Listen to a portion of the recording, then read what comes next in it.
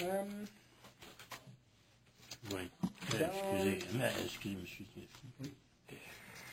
Finalement, dans le dossier, le 32e dossier sur le rôle au nom de Sophie Dog Adoption, je m'en dirais à la défendresse de s'avancer et j'ai l'inspecteur Luc Beauregard présent dans le dossier. Donc, dans le dossier, je vais procéder par le dépôt du rapport. Madame, pouvez-vous vous asseoir là? Ah oui, excusez-moi. Puis après ça, je vais entendre l'inspecteur, puis après ça, je vais vous entendre. Donc, dans le dossier, je vais procéder par le dépôt du rapport d'infraction, du constat d'infraction, la preuve de propriété de la compagnie, donc le CIDREC, ainsi que des photos qui ont été prises lors d'événements. Le tout sous P1-MS. Monsieur, vous déclarez solennellement toute la vérité, rien que la vérité, juste la vérité. Je. Votre nom, Luc Beauregard. occupation, Contremaître, travaux publics, arrondissement ou ville. arrondissement Verdun. Merci. Bon, dites-moi ce qui s'est passé dans cette affaire-là. Oui, monsieur le juge, suite à ce moment-là, j'étais inspecteur. Suite à un rapport de police que j'ai reçu concernant une morsure de chien qui aurait eu lieu le 30 avril 2009, je me suis présenté chez le gardien du chien qui était gardien à ce moment-là. Le gardien du chien était monsieur, je m'excuse, Gabe Johnson. En fait, c'est un chien qui est prêté, soit mis en famille d'accueil, soit qui aurait pu peut-être être adopté, si je comprends bien, sûrement que madame... L'infraction, c'est quoi? Morsure. Le rapport de police que j'ai reçu, c'est que le chien a mordu un enfant au visage. Oui, mais ça, c'est ce qui est... Il y a quelqu'un qui est témoin de ça, là? Puis il y a eu... Vous n'avez pas vu le chien mort, vous? Moi, j'ai pas vu le chien mort. J'ai le rapport de police, j'ai une photo d'enfant qui a été mordu, j'ai quelqu'un qui a été... témoin. Ouais. Il n'y a personne qui a contesté le fait que le chien a mordu. Non, c'est sûr que... Qu'est-ce qui vous dit que c'est ce chien-là qui a mordu? Ben, le gardien, celui qui tenait le chien en laisse, ce jour-là, me l'a dit. C'est pas ici? C'est pas ici. Je préfère qu'on essaye. Ben, écoutez, une dame, là, je veux bien garder une remise, mais je veux dire, monsieur, je vous dire... Oui, dans ce cas-ci, c'est du... Il y a 12 ans, mais il n'y a pas personne d'autre qui a été témoin. Ou... Non, mais je veux dire, il y a quelqu'un qui a été témoin de quelque chose. Madame Fournier n'a jamais été à l'encontre de cette idée-là non plus, là, je pense. Écoutez, On peut faire venir le policier qui était présent ou le père de l'enfant. quelqu'un qui a été témoin Quelqu'un qui a été témoin de la scène. de l'infraction. Parce que là, il n'y a personne qui a été témoin de l'infraction. Monsieur fonctionne avec un rapport qui a été fait par d'autres personnes. Elle n'est pas représentée par avocat. Je ne peux pas laisser passer ça. Pas de problème. Je vous demande une demande de remise dans le Je dossier. vais vous regarder la demande, là, mais ça va être péremptoire. Juste dire une chose. Oui, excusez-moi. Vous avez une défense dans le sens qu'il y a eu une contravention à M. Gabe Johnson et M. Johnson a payé la contravention. Moi, je défends le fait qu'il y a eu une deuxième contravention émise à moi parce que M. Beauregard m'a dit carrément, toi, c'est une personne morale et non physique, donc l'amende est plus chère. C'est que je te donne, j'ai reçu, moi, la contravention pour la même infraction une semaine après. C'est pour ça que moi, je conteste bien, parce qu'il y a eu une infraction. Il n'y a pas eu de contestation de la morsure. Effectivement, j'ai même eu une poursuite de 100 000 des parents. Sauf que M. Johnson a reçu la contravention sur le moment, parce qu'il était... Il l'a payé? Qu'il a payé, parce qu'il était le gardien du chien au moment Oui. de l'incident. Mais M. Beauregard m'a ensuite contacté, me disant être la propriétaire parce que je suis l'organisme. Et après que je l'ai rencontré avec le certificat du vaccin, M. Beauregard m'a émis un ticket à moi, à mon organisme, parce qu'il voulait que ça soit plus cher. Mais il y en avait déjà un qui avait été... C'est la même infraction, 2 tickets. Voulez-vous me montrer ça? Voulez-vous examiner C'est pour ça? ça que je me défends par rapport Non, ben, disons, 2 tickets pour la même morsure à 2 personnes différentes. Donc, c'est soit moi le gardien ou c'est M. Johnson. Moi, je n'étais pas là au moment de l'incident. Oui, je suis, selon la loi... Correct, ça, parce que là, vous êtes en train de témoigner, puis vous êtes pas... Ah, mais juste suivant les règles de droit, là, le propriétaire là, de tout animal est tenu responsable même s'il a laissé la garde à quelqu'un d'autre. Je vais l'examiner, ça, pour l'instant. Vous voulez voir ce règlement-là? Oui. Donc, si on tire les notions de droit civil, Ça doit être le code civil, je sais pas. mais c'est juste pour... Le règlement dit quoi, 10.3?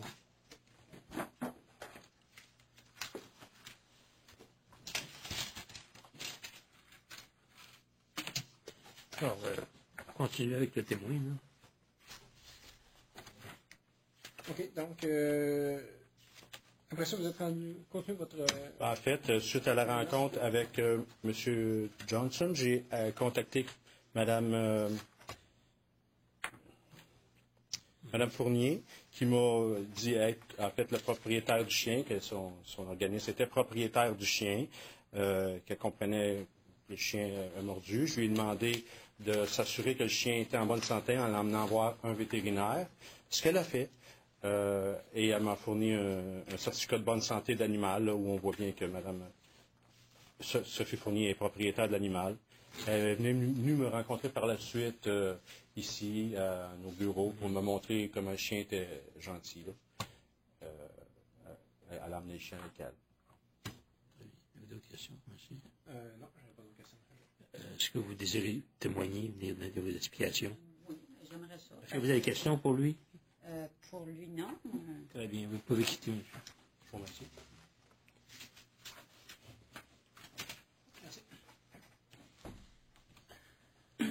Madame, vous déclarez solennellement la toute la vérité, rien que la vérité, juste la vérité. Oui, je jure. Votre nom, Sophie Fournier, votre occupation, président de l'organisme de bienfaisance.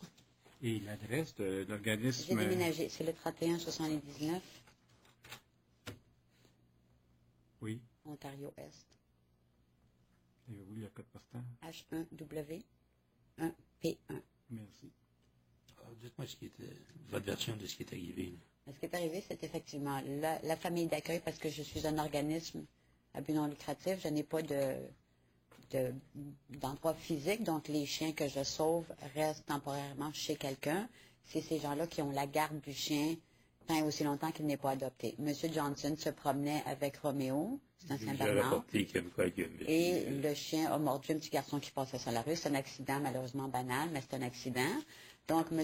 Johnson m'a appelé immédiatement. La police est venue. Il a eu une contravention. Ensuite, M. Beauregard m'a contacté. Il m'a dit, écoute, faut que tu l'amènes au vétérinaire, faut que tu l'amènes muselé. Viens me rencontrer avec le chien. Ce que j'ai fait. Et quand je suis revenue à la maison cette journée-là, j'ai trouvé dans ma porte, par huissier, une copie, moi aussi, de la contravention. J'ai appelé M. Beauregard. Je lui ai dit, écoute, comment ça que moi aussi j'ai une contravention? M. Johnson en a une. Et il m'a répondu, parce que toi, c'est une personne morale. Et l'amende est plus chère et je préfère que ce soyez vous qui ayez l'amende. Et j'ai trouvé que c'était absolument, si on veut, un peu d'abus de pouvoir parce que deux personnes ne peuvent pas être responsables de la même infraction. Maintenant, le terme gardien d'un chien, je l'ai déjà débattu en cour municipale à plusieurs reprises parce que les règlements ne sont pas très clairs. Et gardien d'un chien ne signifie pas nécessairement propriétaire d'un chien. La personne qui a la garde du chien est la personne qui est considérée responsable.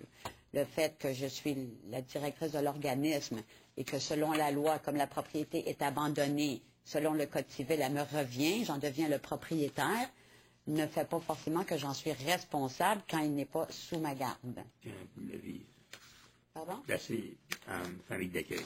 Famille d'accueil, c'est ça. On va examiner le règlement. Là. Vous pouvez quitter, madame, si j'ai à vous déclarer coupable, que vous tenez compte de vos explications, vous allez recevoir un compte à payer avec un long délai. Si vous êtes acquitté, je vais vous envoyer un avis comme quoi vous êtes acquitté. Moi, je dois vérifier la réglementation. Parfait, merci. Je suspends, donc. C'est bon. Qu'est-ce que ce soit devant là? Personne ne peut venir qui se dit dans le refuge.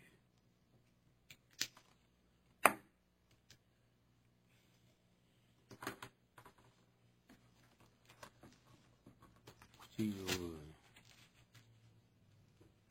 y a une chance d'argumenter dans l'affaire, mais Bédard, le chien, là, gardien désigne la personne propriétaire d'un animal. Celle qui lui donne refuge, le nourrit, l'accompagne, la garde ou porte à l'égard de cet animal des gestes de propriétaire ou de gardien. Le réputé gardien, le père, la mère, le tuteur, le répondant, le mineur qui rencontre l'exigence.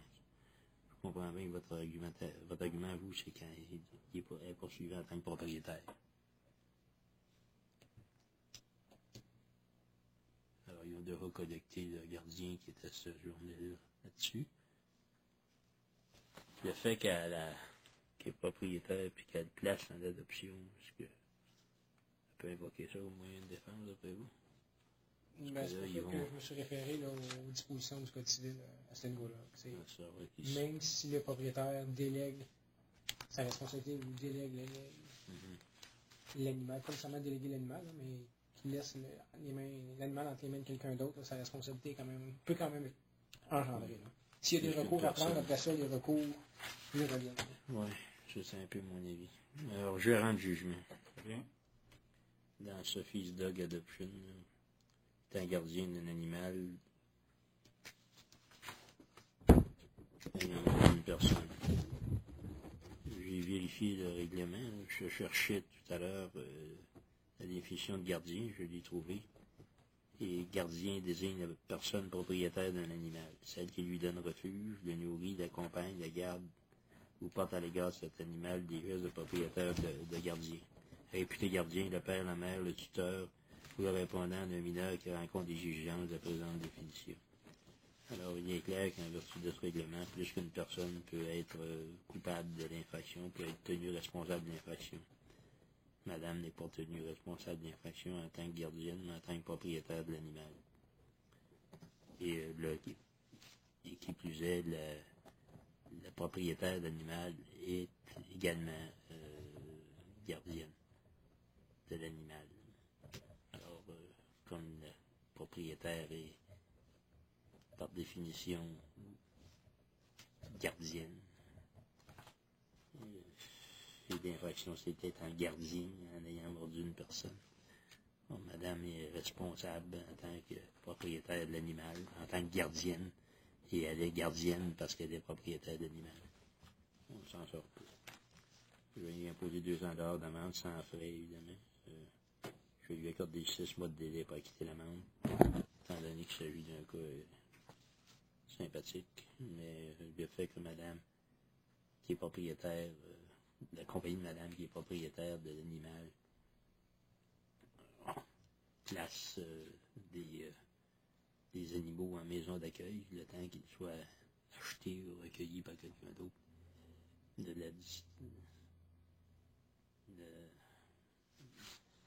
la rend pas non responsable de l'infraction. Elle ne peut pas, tant qu'elle est propriétaire, tant qu'elle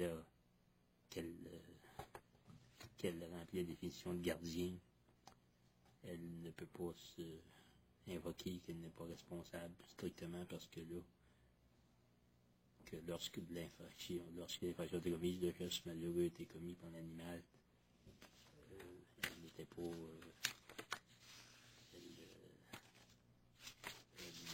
gardienne physique. Le gardien physique est responsable de l'infraction et elle est le responsable en tant que propriétaire, même si elle a